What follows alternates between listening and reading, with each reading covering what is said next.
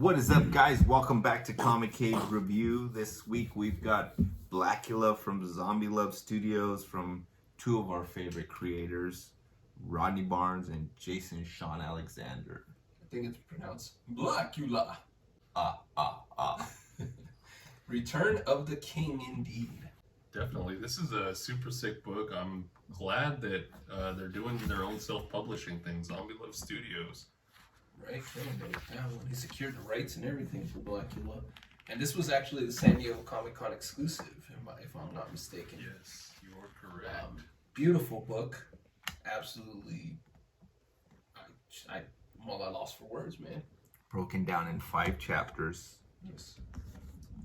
Go ahead. Well, I was just gonna say we've got between each chapter we've got these like beautiful covers that Jason did. I love those. It really sets the tone. Gorgeous art throughout, and I'm so sorry, but I'm blanking on the names of the 2 artists that worked on the flashback sequences. Oh, that's right there at the front. Hold on. That would be that'd be The Stephen Bissett, John Jennings, and don't forget Scott Hampton. Oh, Lucifer. yeah, dude. Working on some of that as well. yes. But yeah, it takes place in Watts, South Los Angeles. We don't get it's modern time. Yeah. And we were introduced to Blacula back in the 70s. And now modern time, there's been a resurgence of Blacula's name being posted around LA. And when we see Blacula in the book, he's in hell. Yeah. In Hades, and he's talking about trying to get his freedom from Trying hell to negotiate because demons. he didn't ask for this life. And right there alone, you can see the influence of Spawn and all the years that Shawn Alexander put in. And it's so dope. Like it works so well with this book and the story.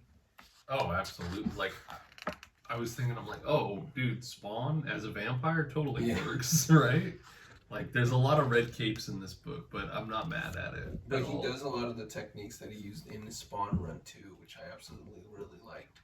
I like this origin story of his, where he's actually Prince, and he is tricked by Count Dracula saying that he's going to help him try to end slavery, which is really dope. Like, there's always that very underlining social commentary from Rodney Barnes, and he does it so well where it's not in your face, but if you read past those little layers, you definitely see what he's trying to talk about and how the changes of, not only changes that occurred throughout history, but the changes that occurred throughout him and his history and what he's actually trying to accomplish and do. And what starts off as a mission of liberation ends up becoming a revenge story. And how quickly things change, how powerless he feels yet. I've always liked the idea of like heroes creating their villains, but in this case the villain creates what would essentially become the hero. Maybe not the hero, but the protagonist of the story. But I guess depending on how you read it, you could identify him as the hero if you want to. Definitely. It's cool too. Like, I think bringing the youth into it is always a good move because kids are our future, and giving the kids like a more of that protagonist role is really cool. It gives them the option for hope. Yeah, it's kind of like those kids are like monster hunters, and they're like looking to hunt some monsters. And the one girl, what's her name? Tina. She meets the group because she's in a cemetery, and she's like ready to mace them. They're like, no, we're one of you. Like, we're also misfits trying to figure what's going on, and we're ready to hunt Blacula. Well, again, dealing with the underlying messages here, family trauma. Yeah, and it's a lot of family trauma. It's a lot of trauma. It's a lot of tragedies that have occurred, and all the kids are really just hurt, and they pretty much just form their own little family, kind of like trauma bonding, which is sad when you think of it, but it also gives you hope that you're not alone in the world, and you should never feel alone. It's interesting that it's Dracula who feels alone. almost making you feel sorry for him. And then you realize that he's a racist. He's a racist, murdering monster who deserves to be takes advantage of people, and it's Count Dracula is just an asshole. And I don't want to give too much away because I want people to have to buy the book and pick it up and support the Zombie Love Studios.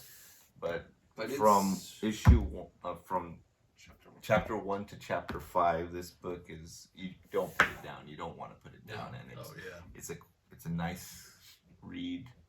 And then the beginning of when Rodney talks about his experience to Blacula, and then the last story at the very end of the Blacula, it was fantastic. And then all the different like where everything came from, a lot of that. It was really good. I really enjoyed it. And I love that he went back to an old license or an old character and brought it into the modern times. He recently posted something on his Instagram where he shows Savage Dragon, Spawn, and Blacula. And I made a comment about it. Mind you, I understand that some of these comics still have ongoing series, but when is really the last time that you heard somebody go in depth about Savage Dragon? Yeah, true. You know, really when, people talk about and mention Spawn, but nobody really brings it, up as much as they should. I think Gunslinger Spawn, for example, is one of those like very low-key hits that kind of went under the radar. But back to what I was saying, the comment was, it's kind of like when Quentin Tarantino brought back John Travolta, and he's kind of done that. He's kind of been the guy that goes to and brings back older actors. He did the same thing with Pam Grier. Yeah, and he gives them a whole new life again in the modern time. And I think that that's what Rodney Barnes and Jason Shawn Alexander can do with their talents, is to bring in some of those old, maybe not talked about characters anymore and give them a whole new light. Because this was fantastic. Yeah. And the way it was written, it definitely feels modern. He finds a very good balance of horror, humor, adventure, and action. And it's so well balanced, and I absolutely love it. And the ending is bringing it all together with what's going to be called the Rodney Alexander verse or whatever. Yeah. The Zombie Love Studio verse, whatever you want to call it. Well, there's plenty more room, like that was something that's really cool. I've been thinking about it a lot lately. We read a lot of issue 1s and stuff like that, right? And it's like, if your whole issue is just build up for the cliffhanger at the end, it's a little disappointing. And like I feel like we want a complete story when we pick up a comic. This is a complete story, and there's still more. Yeah, definitely. And talking to Rodney before, you can definitely tell, because his style, what he mentioned, going back to what you touched on, is yes, that is true, but Rodney also likes to write with the ending in mind. Mm-hmm. And I think he's one of those guys that knows how to do it so well, where you're not left disappointing. You're left wanting more, but it's not in the wrong way. It's like, dang, I'm very happy I got this, but I can't wait to see what's next.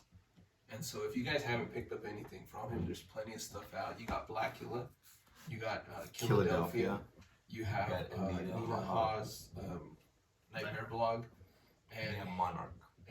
So give him a chance, check it out. I thought this was fantastic. This was a great read, and we hope to talk to them soon about this and what's next for the Zombie Love Studios.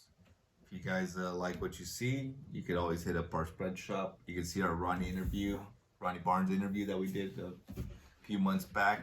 Check that out. If you haven't checked it out, you can check out our spread shop, and then check out any of the videos. Give us a like. Tell us what you think, and tell us what book we should review next. Until then, we're in the Comic Cave, and we're out. Blacula.